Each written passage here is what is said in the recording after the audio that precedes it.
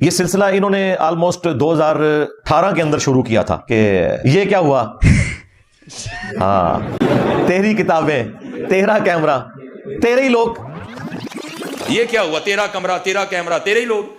हाँ, तेरी किताबें, तेरी बातें। भाई ये किताबें अगर मेरी हैं तो आपकी किताबें कौन सी हैं?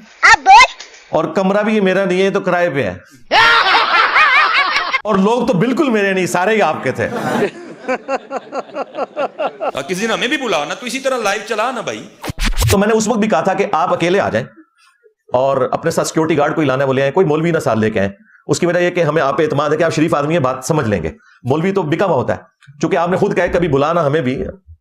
और इस वीडियो में भी नहीं में वो कह रहे हैं कि मैं बार बार इसे कह रहा हूं, हालांकि मैं आपको रियल टाइम बताऊं, इनके करीबी नमाजी जो हमारे पास रिवर्ट होकर आ चुके हैं, जो वक्तन फक्तन इनकी मुट्ठी भी गर्म करते रहते हैं, उनके थ्रू मैंने पर्सनल पिछले 1 साल में कई मैसेजेस भिजवाए हैं और फिर फीडबैक लिया। उन्होंने आके मुझे बताया कि जी हम इस भाई साहब से मिले हैं और उन्होंने कहा कि अली भाई आपको बुला रहे हैं। वो कहते हैं नहीं, मैंने नहीं जाना उधर। फिर तू भी बता बायजीद, और मैं भी बताऊं बायजीद क्या है। उन्होंने कहा कि मैं तुम दसांगा बायजीद क्या है, तू ही दस। मैंने दसता सरकार बायजीद कहना सी कि मेरा झंडा जिहड़ा है ना मुहम्मद के झंडे तो वड्डा होएगा और तमाम नबी और मुहम्मद मेरे झंडे थले होणगे। और ये तुहाडे अब्बे ने जो रूहानी अब्बा है तुहाडा शेख फरीदुद्दीन अत्तार, उन्हें तज़किरतुल औलिया च लिखा है। ठीक है जी। आप देखें कि वो जिस तरह हमारे पॉलिटिशियंस करते हैं कि कैमरे में कोई और बयान देते हैं और कैमरे से हटके और बातें करते हैं। अब ये कैमरे में फिर कह रहे हैं कि मुझे बुला, मुझे बुला। हालांकि मैं तो इतने अरसे से इनका इंतजार कर रहा था कि आप आ जाएं, आप पे हमें एतमाद है। आपसे पहले एक ही बंदा था कराची वाला जिसे हमने बुलाया था, और वो भी जिस तरीके से आए उस तरह आपने नहीं आना। आप इतवार वाले दिन आए, इंशाल्लाह मुलाकात भी होगी, बैठ के बात कर लेंगे, कोई मसला नहीं इंशाल्लाह। तो ये जो बेचारा इंजीनियर अली मिर्जा, इसका भी यही हाल है। अच्छा, इसने एक दफा मुझे चैलेंज किया, आ जाओ क़यामत तक नहीं आएंगे। क्या बोला तूने? इसने एक दफा मुझे चैलेंज किया, रुको जरा, सबर करो, आ जाओ बताते हैं। एक दफा सामने बिठा दो, सामने बिठा दो, ये दोबारा क्लिप बनाने के काबिल इंशाल्लाह नहीं रहेगा। सर इधर ये स्टोरी खत्म नहीं हुई है। 1.5-2 साल से मैं चैलेंज कर रहा हूं कि भाई क्लिप बाजी मत करो, एक दफा सामने बैठ जाओ। रुको जरा, सबर करो, ये डोंकी राजा फिल्म यहाँ पे खत्म नहीं हुई। उन्होंने कहा कि अब मेरा दिल कर रहा है कि मैं सच्ची मुच्ची जेलम चला ही जाऊं। मैं सोच रहा हूं मैं सच्ची मुच्ची का झेलम में जा रहा हूं, मैंने इरादा कर लिया है इंशाल्लाह। ये मैं पहले आपको झूठी मूठी कह रहा था।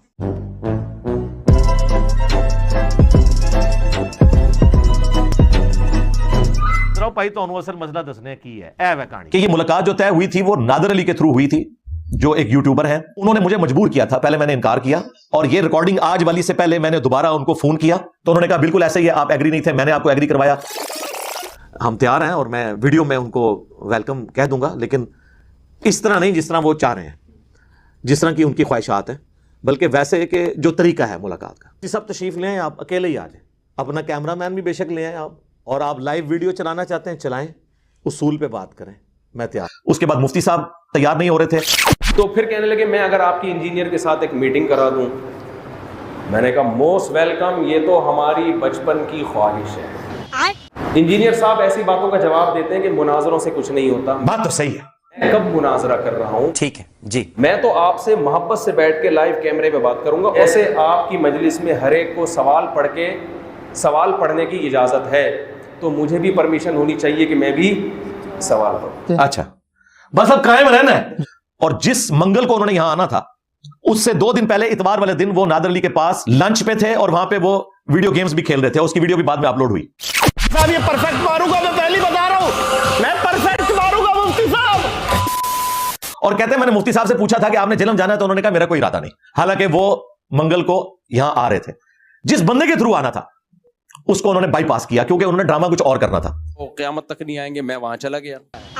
अभी बदत है भाई, अभी बदत है। ये जिंदगी में पहला सफर है जेहलम का, और इसका बुनियादी मकसद इंजीनियर अली मिर्जा साहब से बिलमुशाफा बातचीत है। क्या? नहीं, बिलमुशाफा बातचीत है। Are you comedy me? इसमें मेरी तरफ से 6-7 अफराद होंगे, आपकी तरफ से भी 6-7 अफराद, और 6 बंदे मेरी तरफ से होंगे। तू रस्से का मैच मेरे साथ खेलने आया है, 6 बंदे तेरे साथ होंगे। और ये मौलवी तो एड़ियां रगड़ते हैं मेरे साथ बैठने के लिए। मैंने तुम्हें इजाजत दी थी, और कैमरामैन 2, 6, 10 सिक्योरिटी गार्ड लेके आ जाओ, बाहर बैठेंगे अगर तुम्हें सिक्योरिटी का मसला है। मौलवी के साथ नहीं मैं बैठूंगा। तुम्हें कहा था क्या तक चैलेंज आ जाओ, जिस फोरम पे। तो मैं 48 घंटे जेहलम के अंदर बैठ के इंतजार करूंगा इंजीनियर साहब के रिप्लाई का। लेकिन एक सेकंड, पहले आप कुछ कह रहे थे।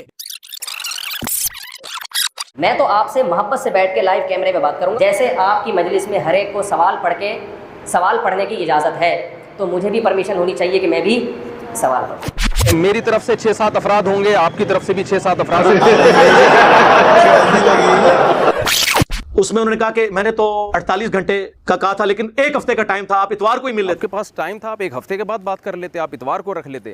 तो तूने उस वीडियो में तो नहीं कहा कि एक हफ्ते का टाइम है?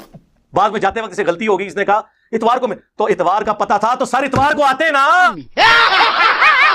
आज तक किसी को आने से रोका है? सारे मौलवी भी आते हैं तरीके से आके, जिस मुफ्ती साहब कहते हैं तमीज से बैठो, आओ मुलाकात करो, सारों को भेज के हमें इमामत करवाएं। मुफ्ती साहब आप कैमरा मैन अपना ले आए, सिक्योरिटी गार्ड बाहर ही रखें। मौलवी के साथ मैंने नहीं बैठना, आपको इजाजत दी थी, आपने शर्त वायलेट की। म्यूजिक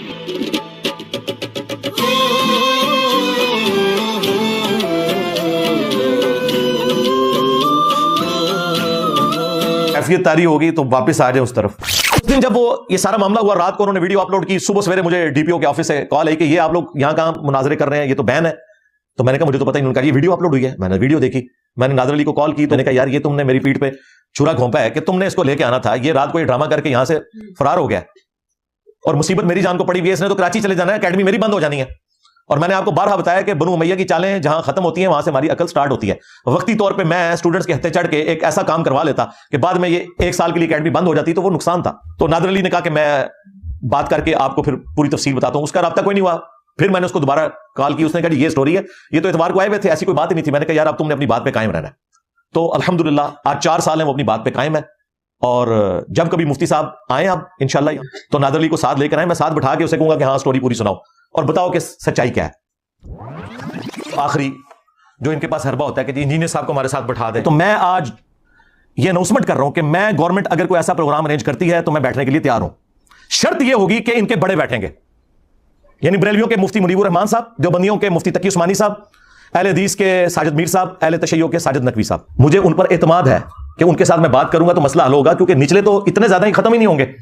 एक से बात करूंगा दूसरा, उनको तो पता है उनकी तो ये फील्ड ही नहीं थी, इसलिए वो इंजीनियर साहब से ज़ेर हो गए। तो वंडा कटो, डायरेक्ट फाइनल मैच खेलिए। और ये मुझे शौक नहीं है, ये कहते हैं ना जी बैठ, और हमारे स्टूडेंट भी हमें आए दिन जो है वो तंग करते हैं। मैं आप लोगों की वजह से कह रहा हूं, वरना मुझे कोई जरूरत नहीं। यार जिन लोगों की अपनी व्यूअरशिप सैकड़ों और हजारों में है, उनके साथ मुझे बैठ के क्या लेना है। तो 2 गले फाड़ने वाले मौलवी जो मुझे मुबाले के चैलेंज करते थे, वाबी मरते दम तक अज़मत रसूलुल्लाह के ऊपर और अज़मत सहाबा के ऊपर इनको मुबाहले का चैलेंज देने के लिए तैयार हैं। जब चाहो हमारे मरकज में आओ, जब चाहो हमें जेलम में बुला लो। तालौ नदु अबनाना वअबनाकुम, हम तुम्हें जिंदगी के आखिरी सांस तक मुबाहले का चैलेंज देते हैं। उनको मैंने चैलेंज दिया था कि तुम मुबाहले वाली हदीस बयान कर दो पूरी मुस्लिम शरीफ से 6220। क़यामत तक अपने मेंबर से तुम वो हदीस बयान ही नहीं कर सकते। बात तो सही है। आज तक नहीं बयान की, कई साल गुजर चुके हैं। क्योंकि जिस मामू का वो दिफा कर रहे हैं ना, उस हदीस में उस मामू का जिक्र है, उसने साद इब्न अबी वकास को मजबूर किया कि हजरत अली पे सबो शतम करवाए। क्या भाई आगे स्वाद। ये बड़े ने चैलेंज दिया था, इब्तिसाम ने। छोटे शाम ने कहा कि जी इंजीनियर जो है कुरान का एक सफा नहीं पढ़ सकता। मैं 10 लाख रुपए इनाम देता हूं, मेरे सामने कुरान पाक ऊपर से पढ़ के, जहां से मैं कहूं पढ़ के दिखा दे। मैंने जो साफी आया था, मैंने कहा खोल, मैं पढ़ूंगा भी, तिलावत भी करूंगा, तर्जुमा भी करूंगा। एक मिनट, ये कुरान है, आप अपनी मर्जी से कहीं से खोलें, मैं आपको पढ़ के बताता हूं। या अय्युहल्लज़ीना आमनु उज़्कुरू निअमतल्लाह उज़्कुरू निअमतल्लाहि अलैकुम इज़ जाअतकुम जुनूद फ़अरसलना अलैहिम रिहन व जुनूदन लम तरौहा वकान अल्लाहु बिमा तअमलून बसीरा। ऐ ईमान वालो, याद करो अल्लाह ताला की उस नेमत को जो कि उसने तुम पर की, जबकि तुम पर आदम के गिरोह गज़वे अज़ाब का जिक्र हो रहा है।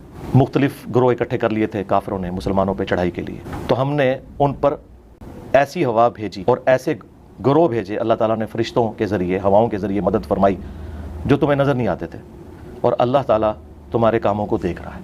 और फिर मैंने कहा था कि तुम अपने साजिद मीर से कोई कुरान का एक रुकू पढ़वाओ, अगला दिन सूरज तुलू नहीं होगा मैं भी पढ़ूंगा।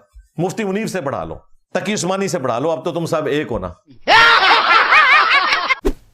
जो मिर्जा जेलमी जहन्नमी है, उसके बढ़ते हुए फितने के मुकाबले में आज से मिर्जा मलऊन को मैं ये कह रहा हूं, अच्छा, कि उसे अपने मसाइल में से जिस मसले पर सबसे ज्यादा घमंड है, ठीक है जी, वो एक मसला अपलोड करे, वो एक मसला जिस पर उसे सबसे ज्यादा घमंड है। अबे जल्दी बोल, कल सुबह पनवेल निकलना है। अल्लाह के फजल से मेरे सैकड़ों शागिर्द उसका मुहासबा करके दिन दिहाड़े उसको तारे दिखा देंगे। रुक तेरे को बता देती।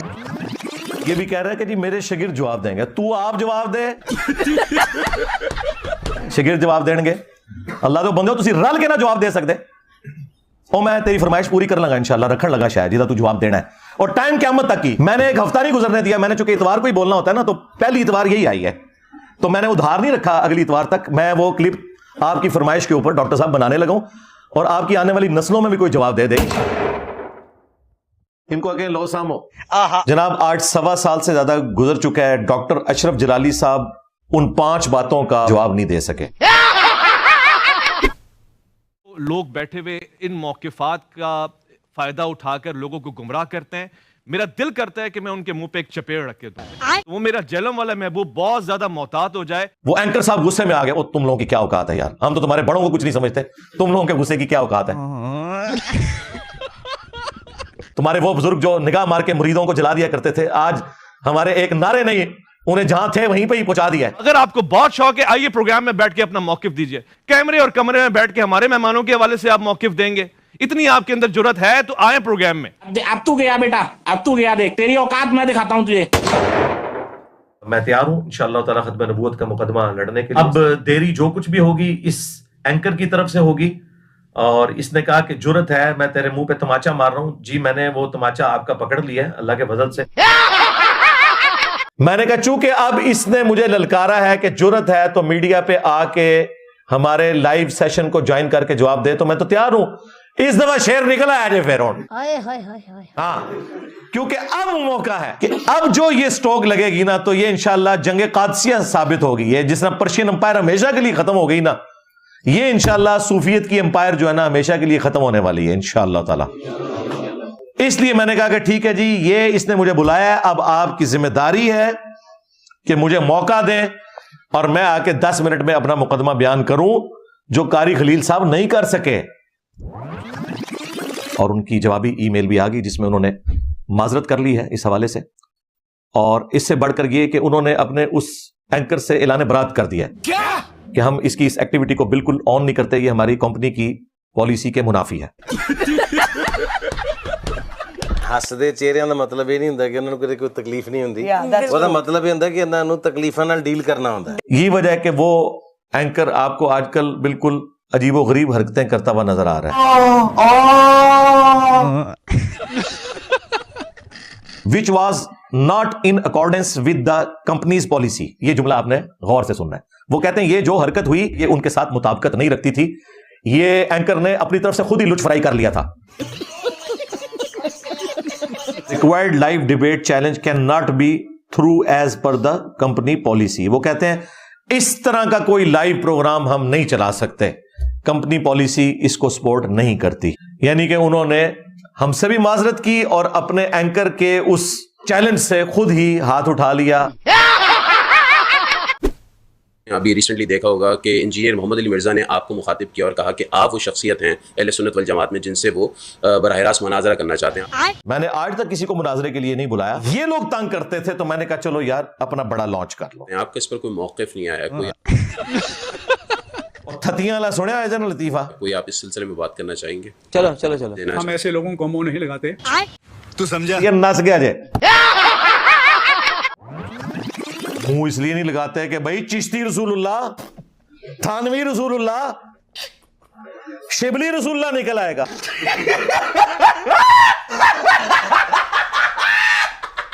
और ये सारे छोटू जितने भी हैं ना बरेलवी फिरके के, वो सुन लो, तुम्हारा बड़ा कह रहा है इसको हम मुंह ही नहीं लगाते, ठीक है जो लगा लगा रहे, इसका मतलब है मुझे फितना नहीं समझते। बात तो सही है। और ना वो कहते हैं यार सबसे पहले इसका कला कमा होना चाहिए, लॉजिकली स्पीकिंग। और हम अपने प्लेटफॉर्म से मुस्बत अंदाज में अपना पैगाम बयान करते रहते हैं, पहुंचाते रहे हैं, करते रहे हैं, पहुंचाते रहते हैं, करते रहेंगे, पहुंचाते रहेंगे। यानी हम अपना काम कर रहे हैं, इंजीनियर अपना काम करें। ये जो पेशेवर लोग हैं जिनको मुनाजराबाजी का बहुत शौक है, वो अपने दरबार लगाते रहें। ओए होए होए होए, भाई आगे स्वाद। बहुत बड़ा प्लेटफॉर्म जो है, मिलियन व्यूज आते हैं उनके, और उन्होंने एक बड़ी नस्ल को ट्रैप कर रखा है। अल्लाह माफी दे आपा। क्या कहेंगे इंजीनियर मोहम्मद अली मिर्जा के बारे में, आपका रिव्यू क्या, और सेकेंडली सर नई नस्ल के लिए आप क्या इंस्ट्रक्शन देंगे?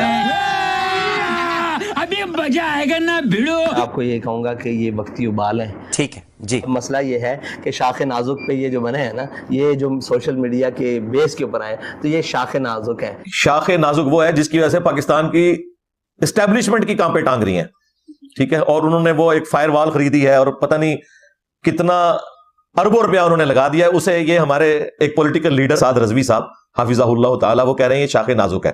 हमें तो इससे कोई परेशानी नहीं है। झूठ बोल रहा है। अब आप ये कहेंगे तो वो फिर वो छिड़ जाएगा। क्या कहेंगे तो वो फिर वो छिड़ जाएगा। जिनसे लोग डरते हैं कि कहीं वो छिड़ ना जाए, वो हमसे डरते हैं कि कहीं इंजीनियर साहब ना छिड़ जाए। मैं उस दिन उनको काबिल समझूंगा जिस दिन वो इस तरह मेरे सामने आके बैठ के बात करें। बहुत फंस गया सीएम। कहंदे ने जणियां दा पता मैदान च लगदा, पेड़े च लगदा। अभी पता था भाई, अभी पता था। जिस दिन उन्हां दिल होवे और बड़ी दूर ही गल है, साढ़े तक तां कोई साढ़े बाल ना भी बह गए ना सामने, तो फिर उस दिन गल होएगी। तो साद रिजवी साहब हाफिज़हुल्लाह ताला के इस चैलेंज को मैं कबूल करने का ऐलान करता हूं, इस ब्राउन पगड़ी के साथ इंशाल्लाह यही पहन के बैठूंगा सामने। क्या बात है सर, क्या बात है सर, क्या बात, ये बात है। अब इस दावे से इनको भागना नहीं चाहिए, क्योंकि उन्होंने साथ बोला था कि जणियां दा मैदान भी पता लगता है, यानी जवानों का पता चलता है जब वो मैदान में उतरे। ये बात उन्होंने खुद की है, लेकिन इस दफा शेर निकल आया है, अल्लाह दे फजल। हाँ, किसी पे खींचना रहना। ये कहते रहते थे ना कि जी सामने बिठा दो, सामने बिठा दो, और मैं हमेशा ही कहता था कि अपने बड़े मुफ्ती से वीडियो बनवाओ, ठीक है। लेकिन अब चूंकि बरेलवियों का बड़ा मुफ्ती मुनीवर रहमान साहब, उन्होंने तो अनाउंसमेंट कर दिया कि ना मैंने खुद मुनाजरा करना है, ना किसी के हक में वीडियो बना के देनी है, उन तो लाने बरात कर दिया। अब जरा कि फिर इनके लिए एक मामला एक स्टेप नीचे आ जाएगा। एक स्टेप नीचे आए तो दूसरे नंबर पे फिर साद रजवी साहब भी बनते हैं, ज़ाहिर है ड्राइविंग सीट के ऊपर बैठे हैं, और उन्होंने खुद कहा है कि मेरे सामने ही बैठे। ऐसा लग रहा है दिल गार्डन गार्डन हो रहा है, बहुत मजा आ रहा है यहाँ पे। लो जी, वो मैं 5 गुस्ताखाना इबारतें, इनके 5 झूठे दिफा और उनके जवाब भी रिकॉर्ड करवाने लगा, ताकि ये पेपर इसका आउट हो जाए, फिर ये भाग ना सके कि मुझे तो पता ही नहीं कि उसने क्या बात करनी है। वो बात भी बता रहा हूं, तू जड़ा बन आहा ते हुण कर तैयारी, नहीं तो मैं वही तेरे अब्बा जान वाली गल करांगा कि तू सब तो वड्डा हो है। जाहिर है खुद चैलेंज करके भागा है ना। हाँ, और डर गया जे, और डर गया ही होए। हुण मीम्स बढ़न गया, और डर गई होए। देखे 1 हफ्ता हो गया पूरा, कोई बयान नहीं आ रहा, चमचों से बयान दिलवा रहा है, और वो चमचों के बयान भी कोई 200 बंदा देखता है, कोई 250, जिधर 250 जो भी 250 साढ़े स्टूडेंट होते रहे, उनके पता नहीं शेर इस दफा फिर बाहर निकल आएगा। मेरे नबी सा है ही कोई नहीं, तेरे बाबे थे शेर ही कोई नहीं। नसे ना कहते ना शेर है जी, साद साद शेर को ही कहते हैं, वो साद और तू कागजी शेर है। मैं इस वक्त बकायमी होशो हवास हूँ। ठीक है जी। कतई ये इत्मीनान देख के मेरे होश उड़े हुए नहीं, मैं होशो हवास के साथ ही बात करने लगा। हमारे मतलब आपको मत सिखा, चाहे सदर पाकिस्तान सालिस बन जाए, क्या बोला तूने, चीफ ऑफ आर्मी स्टाफ वो सालिस बन जाए, चल ताकि मीनारे पाकिस्तान मौजूद है, इस पे चढ़ते हैं और नीचे छलांग लगाते हैं। जो जिंदा बच जाए वो सच्चा है, और जो मर जाए वो झूठा है।